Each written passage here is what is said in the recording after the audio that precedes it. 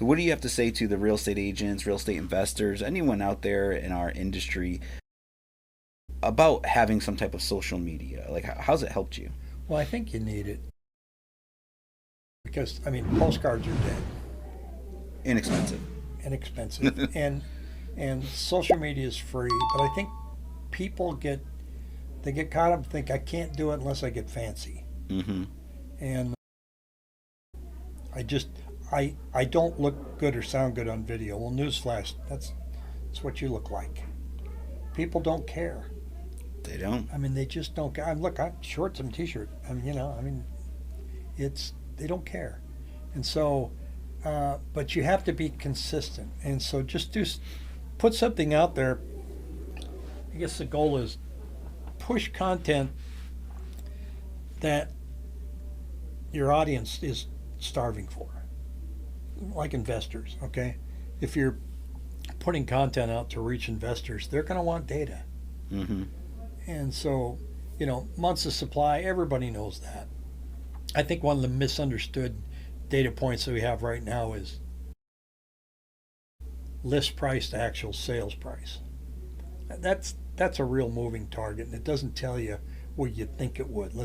The list price 500,000, it sold at 97% of that number. Well, it probably started at 600,000, whittled its way down, and then the list price got lowered. But inside that list price is 3% in concessions. Mm-hmm. So as investors, you need to know where that data trend is going. Got it.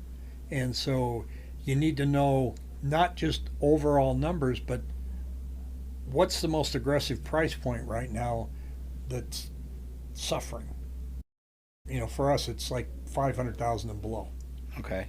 It's that is the entry level buyer that's having a hard time getting into the market. Is it cheaper to rent than to buy right now? Yes, yeah, in that price range, yeah. Okay. So, but then the flips are they're having a hard time penciling out right now at the moment. You got to buy deep. Yeah, so you got to and some so the type of deals that investors are getting are just distress sales, Mm-hmm. death in the family, maybe a divorce, but people are not, they've caught on pretty good that sometimes an investor offer isn't the best offer. Then you've got Open Door out there trying to do it, still trying to do it. Are they still out there? They're still out there. Their stock got down to 55 cents. Oh, really? Yeah. Wow.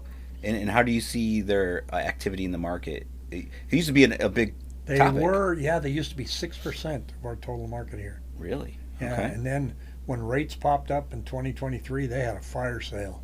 They Ah. actually drove our numbers down. They just were dumping things. And their stock is now, it got caught up as a meme stock. Their stock is $8.91 this morning. Oh, wow. So now the iBuyer, drove up a lot. Then they liquidated. They got rid of a lot of property. So what are your thoughts on the issues with short-term rentals? Do you think plays a part in our affordability and in our inventory? Well, it's a real problem for Sedona. Yeah. I mean, that's saturated. Mm-hmm. And I think that's a problem that I think could probably work itself out over time, as like anything else. If it gets oversaturated, it'll correct. We're starting to see it as a problem if you're owning an Airbnb and a condo in Scottsdale, you're not filling up your calendar as fast as you used to. True. Or again, oversaturation combined with more enforcement by the HOA and CC&Rs. They're rewriting the rules, saying you can't have short-term rentals in this complex. Like, you may be grandfathered, but if you're going to go out and buy one, you can't now. A lot of neighborhoods clamping down. I think there's a lot of cities and states across the country that are trying to regulate it, like St. George, Utah. Okay. Really put in some strict regulation for short-term rentals. Like you have to be, the owner manager has to be there to where if they call you, you can go there. You can't own it from Arizona. Ah. And they just killed that short-term rental market.